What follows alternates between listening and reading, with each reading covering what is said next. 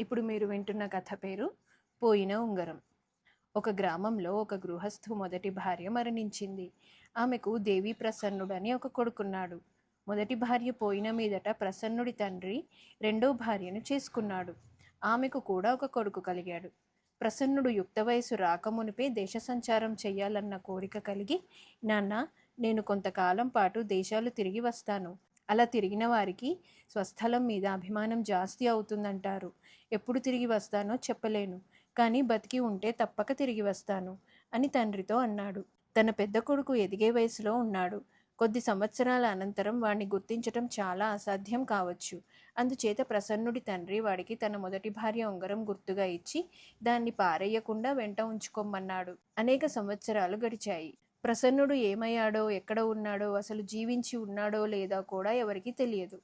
కానీ వాడు చివరకు తిరిగి వచ్చాడు. అయితే వాడు ఇంటికి వచ్చే దారిలో వాడి తల్లి తాలూకు ఉంగరం కాస్త పారేసుకున్నాడు. తన కొడుకు గుర్తుపట్టరానంత మారిపోయినప్పటికీ వాడు తిరిగి వచ్చినందుకు తండ్రి చాలా సంతోషించి వాడు చెప్పినదంతా నమ్మాడు. ప్రసన్నుడి సవతి తల్లి మటుకు చాలా చిరాకు పడింది. ఎందుకంటే తన కొడుకు ఆస్తిలో సగం పంచుకోవటానికి సవతి కొడుకు తిరిగి వచ్చాడు. ఆమె తన భర్తతో, ఇన్నేళ్లుగా ఈ ఇల్లు వాకిలి ఎంతో శ్రద్ధగా చూసుకుంటూ వచ్చాను. ఎవరో దారిన పోయే దానయ్య నీ కొడుకునేనంటూ ఇందులో వాటా కాజేయవచ్చాడు అన్నది. ఉంగరం గుర్తు లేకుండా వచ్చిన తన పెద్ద కొడుకును తండ్రి బయటికి విధిగా సాగనంపవలసి వచ్చింది.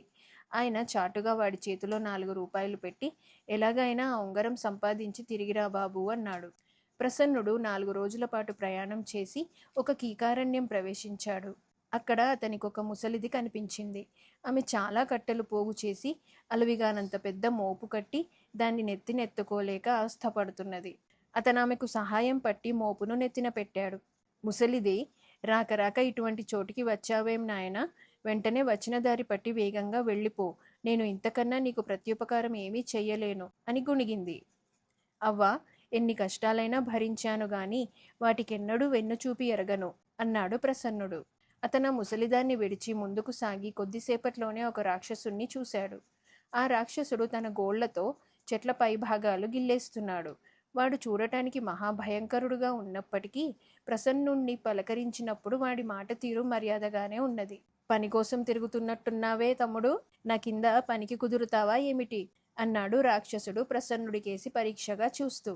పని ఏమిటి, జీతమెంత అని ప్రసన్నుడు అడిగాడు. నువ్వు చేయవలసిన పని ఏమంటే ఈ అడవి గుండా దారి చెయ్యాలి.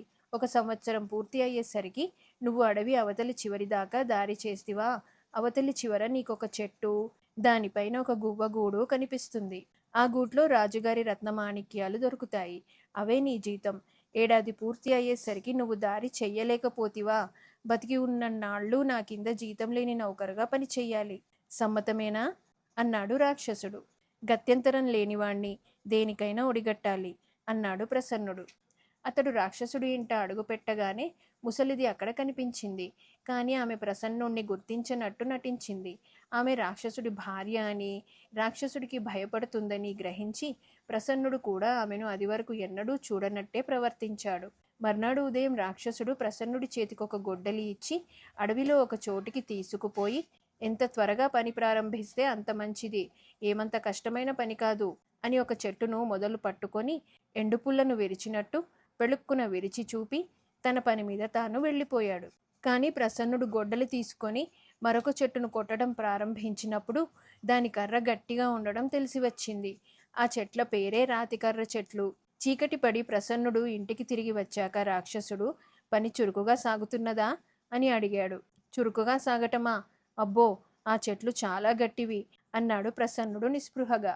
నా పని వాళ్ళంతా ఒట్టి సోమరిపోతులు, ప్రతి ఒక్కడూ నువ్వన్నమాటే అన్నాడు రాక్షసుడు. సోమరిపోతు అనిపించుకోవటం ప్రసన్నుడికి చాలా బాధ అయ్యింది. మర్నాడు మరింత శ్రమపడ్డాడు. కానీ ఫలితం చాలా కొద్ది. ప్రసన్నుడు రోజుకు 1-2 చెట్ల కన్నా పడగొట్టలేకపోవడం చూసి రాక్షసుడు చాలా ఆనందం చెందాడు. కొద్ది రోజులు గడిచాక ఒక ఉదయం ప్రసన్నుడు గొడ్డలి తీసుకొని వెళుతుండగా అడవిలో పుల్లలేరుతూ ముసలిది వెనకటిలాగే కనపడింది. చూడు బాబు, ఈ దుర్మార్గుడు మిగిలిన వాళ్లను అన్యాయం చేసినట్టే నిన్ను చెయ్యబోతున్నాడు. నువ్వు కొట్టే చెట్ల నుంచి 70 చెట్లు వదిలేసి 71వ వరుస చెట్లు నరుక్కుంటూ పో. ఈ సంగతి రాక్షసుడికి ఏమాత్రమూ తెలియనీయకు. రాక్షసుడు చెప్పిన చోట కూడా కొంచెం కొంచెంగా పని సాగుతున్నట్టే కనిపించని అని చెప్పి ముసలిది అక్కడి నుంచి వెళ్ళిపోయింది. ప్రసన్నుడు వెంటనే ఆమె చెప్పిన ప్రకారం చెట్లు లెక్క పెట్టుకుంటూ పోయి తాను మొదట కొట్టిన చెట్టు నుంచి 71 చెట్టును గొడ్డలితో ఒక్క పెట్టు పెట్టేసరికి అది బెండు విరిగినట్టు విరిగిపడింది. ఆ వరుసలోనే మరొక చెట్టును కూడా అలాగే ఒక్క గొడ్డలి పెట్టుతో పడగొట్టగలిగాడు ప్రసన్నుడు. అతనికి ఎక్కడ లేని ఉత్సాహము వచ్చింది. చీకటి పడే లోపుగా ఒక 100 చెట్లు పడిపోయి అడవిలోకి చాలా దూరం దారి ఏర్పడింది. అది మొదలు అతను రోజు ఎక్కువసేపు అడవిలో రహస్య మార్గం తయారు చేస్తూ కొద్దిసేపు పాత స్థలంలో పనిచేసి తెగ అలసి ఇంటికి పోయేవాడు. పని ఎలా సాగుతున్నదని రాక్షసుడు అడిగితే, ఏం సాగుతుంది, అవేం చెట్లు, రాతి చెట్లు అనేవాడు.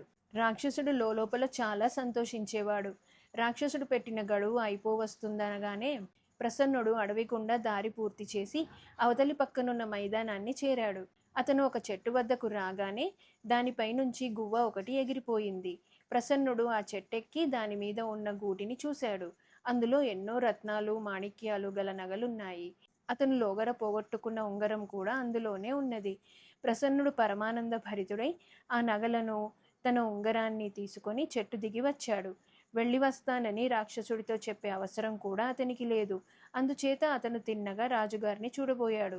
రాజుగారు తన నగలు ఇక దొరకవని నిరాశ చేసుకుని ఉన్నాడు. అందుచేత ప్రసన్నుడు వాటిని తెచ్చి ఇవ్వగానే ఆయనకు ఎక్కడలేని ఆనందము కలిగింది.